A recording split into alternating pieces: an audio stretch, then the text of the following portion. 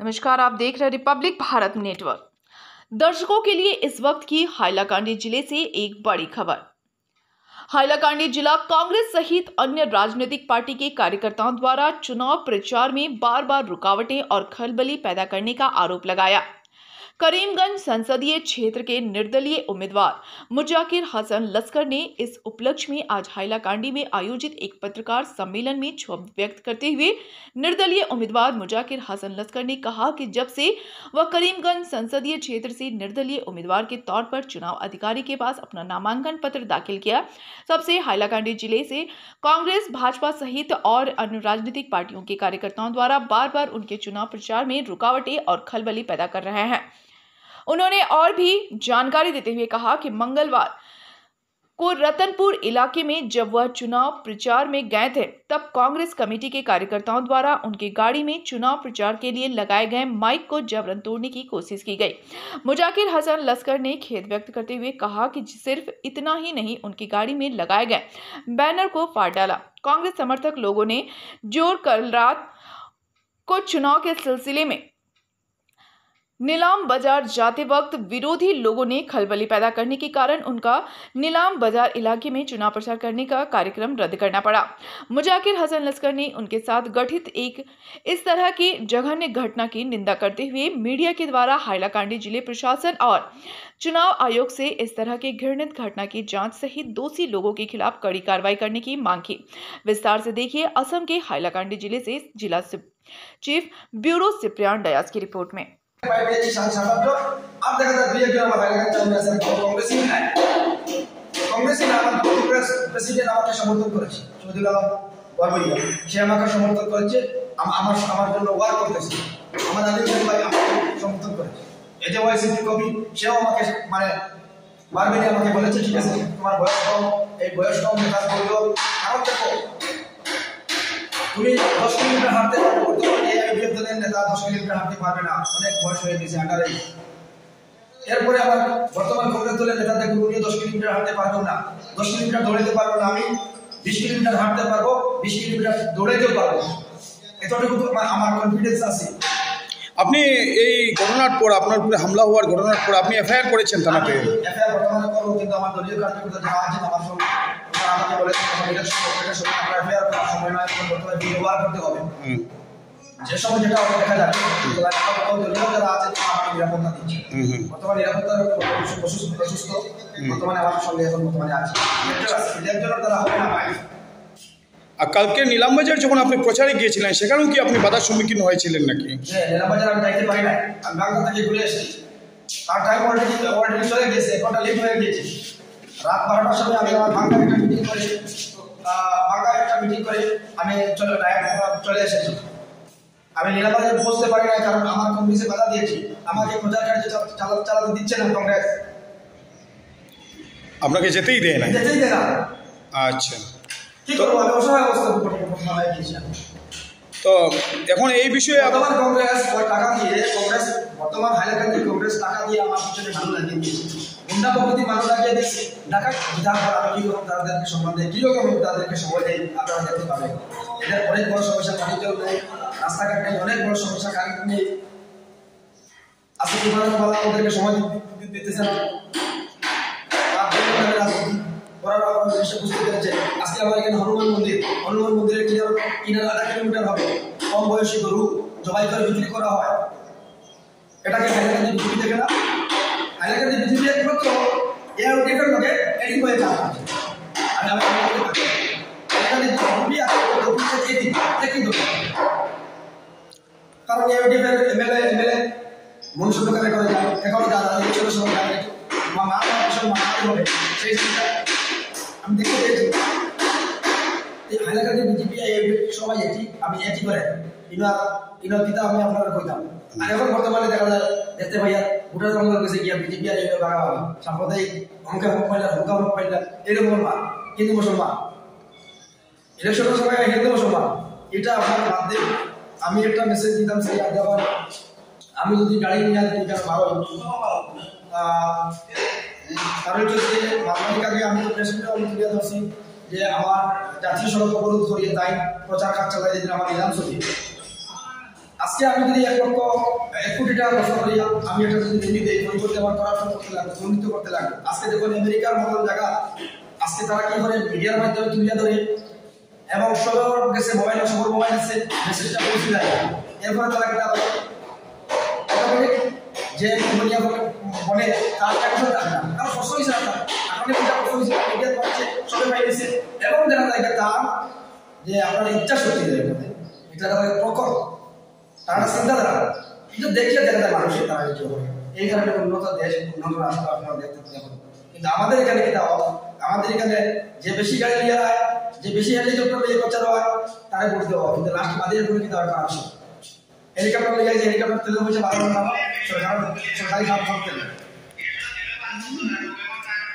ওই হিসাবে আমার হাইলাকান্দি করিমগঞ্জ লোকসভা আসনের জনতার কাছে আমার আপিল যে একজন মানুষের যদি 1000 কোটি টাকা খরচ করে তার ক্যাম্পেইনিং, তাহলে 1000 কোটি টাকা একবারে করাপশন করিমগঞ্জ বানাইতে লাগে। আমার এয়ার 20 থেকে 25 কোটি টাকা বর্তমানে খরচ করে ফেলেছে। আপনারা পাবলিক মানুষ, আপনারা মিডিয়া মানুষ, আপনারা জানতে পারছি। আর কিন্তু আমার ইসিআই গাইডলাইন অনুযায়ী 95 লাখ খরচ করার কথা, কিন্তু দেখুন 20 থেকে 25 লাখ খরচ করে ফেলেছে, কিন্তু ইসিআই গাইডলাইন বলেছে 95 লাখ। কিন্তু ওদের উপর কেন সিবিআই ইনকোয়ারি হয় না, ইডি ইনকোয়ারি কেন হয় না, কেন আইন মোতাবেক ইলেকশন কমিশনার দিল্লি এখান থেকে কেন ব্যবস্থা নেওয়া হয় না? এটা ইনকোয়ারি করলে তো সেই ইনকোয়ারি করলে বেরিয়ে আসবে কার কত টাকা করছে, কে কি করছে। আমি একজন নির্দল বাড়িতে হয়ে 98% করাপশন বেরিয়ে আমার কাছে দুর্নীতি নেই। আপনারা দেখতে পাচ্ছেন আমাকে 4টা গাড়ি দেওয়া হচ্ছে, আমি 4টা গাড়ি ব্যবহার করতেছি, জনসম্পর্ক করতেছি। আজকে যদি 1000 গাড়ি নিয়ে যদি না হয়, তাহলে পরিবর্তে কি করতে হবে? আমাকে করাপশন করতে হবে, সরকারের টাকা আত্মসাৎ করতে হবে। তো আপনারা সবার কাছে আমার আপিল যে আপনারা সুষ্ঠুভাবে চিন্তাধারা করে আমাকে সাহায্য করুন, আপনাদের অনেক লাভ হবে এবং পরিবর্তে আমি করাপশন করবো না। আর যদি আইডিএফকে ভোট দেন, তাহলে বর্তমানে 20 কোটি টাকার উপরে খরচ হয়ে গেছে, সেইগুলা করাপশন করে ভোটে জেতার পর করাপশন করে সেটা উঠাতে হবে। কংগ্রেস ক্যান্ডিডেট বর্তমান ডিস্ট্রিক্ট প্রেসিডেন্ট দেখতে পাচ্ছি, ওনার ঘর থেকে টাকা বান্ডিল নিয়ে মানে কংগ্রেসে দেখতে পাচ্ছি কি করে বলছে যে ভোট দিব বিজেপি, কিন্তু আমরা কংগ্রেসের পয়সা নিয়ে আইসি, এরা ভাষা পাইছি ডিস্ট্রিক্ট প্রেসিডেন্ট আমরা বিরোধ বলো ভিডিও রেকর্ডিং আছে, চাইলে আমি দিতে পারবো। কংগ্রেসের ডিস্ট্রিক্ট প্রেসিডেন্টের ঘর থেকে ভালোই আপনার লোক আমরা যোগাযোগ করে, মানে আমরা যে পয়সা, আমরা এই পয়সা দিই আবার ঘর আমরা বিজেপি মানে আমার বাগানি মানুষ 4-5টা বিজেপি হয় কংগ্রেস থেকে বসে আনে। আপনি সাংবাদিক ভাই, আপনার সঙ্গে যদি একটা করেছে এটা ঠিক আমি একদম মিথ্যা কথা বলবো না, আল্লাহর নামে কসম করে বলছি এরকম ঠিক আমার সামনে একবার এটা কি এটা নির্বাচন আইবি সেটা দেখে না। এটা দেখার কোনো অফিসার আমি দেখতে পারি নাই, কোনো টোল ফ্রি নাম্বার পর্যন্ত আমরা পাই নাই যে কে পয়সা পাঠায়, কে কি করে। মানে নির্বাচনী প্রচার করা মানে আমাদের মানে একটু অসুবিধার সম্মুখীন হতে হচ্ছে। কঠিন অবস্থায় আছি, যেদিকে যাই মানুষ রেলিয়ে দেয় এবং বিজেপি কংগ্রেস এই বিশেষ করে 2 দল আমাদেরকে মানে প্রচারে বাধা বিঘ্নিত করছে এবং আমাদের নিজের নিরাপত্তার অভাব আছে। কারণ আমরা করিমগঞ্জ বর্ডার সাইডে হোক এবং ধানমুড়া হোক আর বাংলা বলে গিয়ে যেতে হয়, আমাদের আর্থিক থেকে অনেক অসুবিধা আছে, কিন্তু আমাদের প্রধান হলো আমাদের সুরক্ষা ছিল। আর আমি আমার দেখা যাবে কারণ গতকালকে রবিবারে যে অঘটন হয়েছে, আমার জানা মতো এই সম্প্রদায় 2-3 দিন থেকে এই ধরনের প্ল্যান নিচ্ছে এবং গতকালকে যেভাবে হেনস্থা করেছে এর জন্য আমরা পুলিশের কাছে একটা এফআইআর দিচ্ছি। এবার আমার বাবা নাই, এখন দিচ্ছি। হ্যাঁ, আর এর বিরুদ্ধে ব্যবস্থা আমরা ডিস্ট্রিক্ট কালেক্টরের কাছে আবেদন করছি। ধন্যবাদ। দেখতে পাচ্ছি না। তো আমার হাইলাকান্দি করিমগঞ্জ লোকসভা আসনের জনতার কাছে আমার আপিল, এর বিরুদ্ধে আপনারা বাদ দিয়ে দিন, কারণ দলকে আপনারা শাসনে দিয়েছেন, বিজেপিকে শাসনে দিয়েছেন, কংগ্রেসকে শাসনে দিয়েছেন, আর একবার নির্দলকে শাসনে দিয়ে দিব। এরপরে আপনারা দেখতে পাবেন দেশের সিলিন্ডারের মূল্য 200 টাকা আসবে। এখানে হিন্দু মানুষেরও লাভ, মুসলিম মানুষেরও লাভ। পেট্রোল 50 টাকায় আসবে, 100 টাকার পেট্রোল এখানে হিন্দু মানুষের লাভ হইব আর মুসলিম মানুষের লাভ হইব। আমার কাছে জাতি ভেদাভেদ নাই, আপনারা দেখতে পাইবা।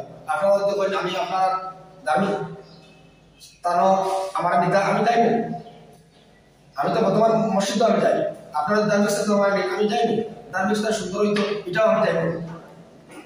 আজকে দেখুন হাইলাকান্দি মন্দিরের যেখানে গরু জব হয় সেটাকে প্রশাসনে দেখে না, বিজেপি দেখে না। এবারে হাইলাকান্দি আমার বর্তমান আমি সোশ্যাল মিডিয়ার মাধ্যমে যে ভারতীয় জনতা পার্টি ভোট কেনার জন্য প্রত্যেকটা পুলিশ স্টেশনের একটা বুথ কমিটির প্রেসিডেন্ট আছে। আমি একসময় প্রেসিডেন্ট ছিলাম, তো সবাই জানি প্রেসিডেন্টকে পয়সা দেয় ভোটের জন্য, আর সাধারণ পাবলিককে বলে মুসলমান মানুষের খাইতে লাগবো, তারপরে লাগবো, কিন্তু তারা দেখা যায় তারা পয়সা পায়। ভারতীয় জনতা পার্টি তারা দলীয় কার্যকর্তা আছে, তারা পয়সা পাইয়া তারা এরকম সম্প্রদায়িক পার্টি তারা ভোট সাধারণ মানুষের কাছ থেকে নেয়, কিন্তু তারা পকেটে পয়সা সাধারণ ভোটারের কাছে। আমার আপনি বিজেপির এইরকম বুথ কমিটি আছে, ইউডিএফ দলেরও আছে, ভারতীয় জাতীয় কংগ্রেসের সেরকম আছে, সেরকম তারা পয়সা পায়। ও কিছু সংখ্যক মানুষের দেখা যায় পয়সা দেখা যায় পাওয়ার কারণে মাঠটা মাঠে। কিন্তু আজকে দেখো আমি এখন নির্দল প্রার্থী, আমার পকেটে কোনো পয়সা নাই, আমার মাথা আপনারা দেখুন আমি পয়সা করি মানুষের বেশি না, এরপরে আমার জনতা সাহায্য করে আমার কারণ এটা দেখুন আজকের দিনে আমি সভা পেয়েছি ওনারা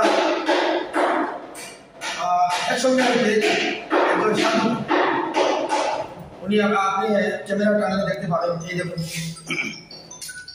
একজন সাধু, উনি আমাকে সম্মান দিয়েছেন, আমি ওনাকে সম্মান দিয়েছি। এই দেখুন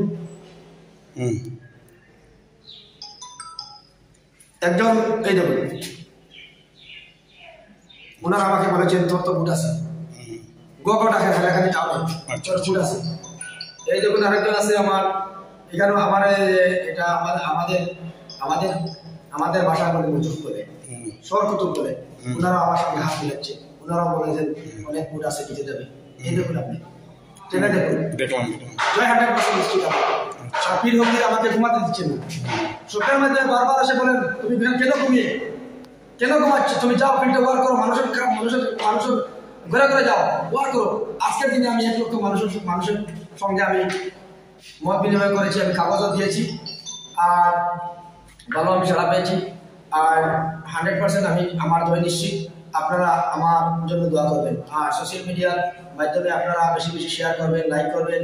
আর আমার সিপ্রিয়ানদা আমাকে উনি সোশ্যাল মিডিয়ার মাধ্যমে মিডিয়ার বাইরেকে পরিচয় করে দিয়েছে, আর এখন বর্তমানে আমরা দেখতে পাচ্ছি মিডিয়ার বাইরেরা সাহস পাচ্ছে আমার বক্তব্য।